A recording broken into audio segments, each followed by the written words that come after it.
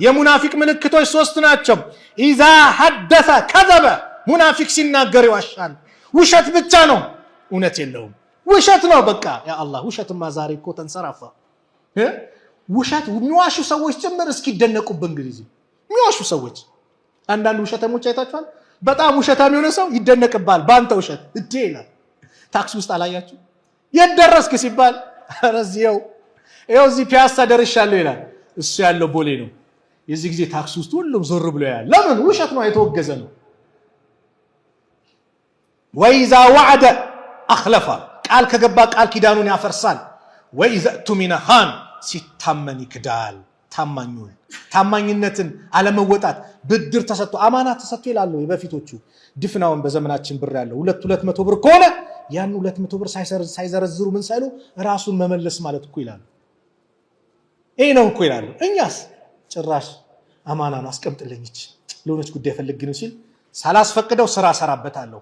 ከዛ ብሬን ሲል ቆይ ዕቃ ይዟል፣ ቆይ ከወር በኋላ ከሁለት ወር በኋላ ያ አላህ አማናን አለመወጣት ነው።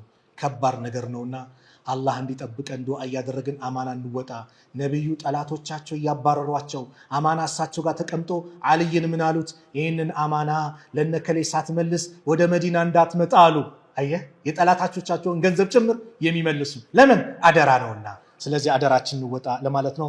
አላህ እኔም እናንተን በተናገርኩት የምንጠቀም አላህ ያድርገን። አማናችንን በአግባቡ የምንወጣ አላህ ያድርገን። አማና ተወተን ነገ የውመል ቂያማ ትልቅ ምንዳ የምናገኝ አላህ ያድርገን።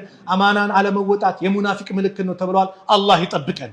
አደራን መወጣት አማናን መወጣት ኢማንነት እንዳለ ዲን እንዳለው ሰው ነው ተብሏልና አላህ የምንወጣ አላህ ያድርገን። አላህ Subhanahu Wa Ta'ala ሀገራችንን ሰላም አላህ ያርግልን። ጭንቀታችንን አላህ ያስወግድልን። ዓለም ላይ ያሉት ሙስሊሞች ከመከራ ከጭንቀት አላህ ነጃ ይበላቸው።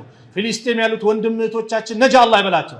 ጋዛ ላይ ያሉትን አላህ ይጠብቃቸው። የበላይነቱን አላህ ለነሱ አላህ ያድርገው። በአላህ መንገድ የሚታገለውን በአጠቃላይ አላህ ለስኬት አላህ ያብቃው። የበላይነቱን አላህ ለሱ አላህ ያድርገው። የኛንም አንድነት አላህ ይጠብቅልን። የእውነት ለሱ ብለን የምንተሳሰብ የምንተዛዘን አላህ ያድርገን። አንድነታችንን የእውነት አላህ ያድርግልን። አንድነታችንን የእውነት አላህ ያድርግልን። አላህ Subhanahu Wa Ta'ala የታመሙብን ቤተሰቦቻችን አላህ ያሽርልን። ያላገቡት ወጣቶችን ጥሩ ትዳር አላህ ይለግሳቸው። ለሴቶች ሷሊ ባል ለወንዶች ሷሊ ሚስት አላህ ይለግሳቸው። ልጅ የሌለውን አላህ ልጅ ይለግሰው። ልጅ የሌለውን መልካም ዝርያን ያማረውን አላህ ይለግሰው። ውጭ ሀገር ያሉት ወንድሞቻችን አላህ ይጠብቃቸው። እንደው ከቤተሰቦቻችን ጋር በምን እንገናኝ ምን ይዘን ብለው የተጨነቁ ብዙ ናቸው። ያ ረብ በሰላም በአፍያ ሁሉን ነገር አሟልቶ አላህ የሚያገናኛቸው አላህ ያድርጋቸው። اللهم انصر الإسلام والمسلمين وأذل الشرك والمشركين ودمر أعداءك وأعداء الدين. اللهم انصرنا ولا تنصر علينا. اللهم من أرادنا وأراد المسلمين بسوء فأشغل بنفسه. اللهم نجنا من بطش الظالمين. اللهم نجنا من بطش الظالمين. اللهم انصر إخواننا في كل مكان. اللهم انصر إخواننا في فلسطين يا رب العالمين يا أكرم الأكرمين يا ذا الجلال والإكرام يا حي يا قيوم برحمتك نستغيث. اللهم ألف بين قلوب المؤمنين ووحد صفوفهم واجمع كلمتهم على الحق يا رب العالمين. ربنا آتنا في الدنيا حسنة وفي الآخرة حسنة وقنا عذاب النار. وصلى الله على نبينا محمد وعلى آله وصحبه وسلم وآخر دعوانا أن الحمد لله رب العالمين. والسلام عليكم ورحمة الله وبركاته.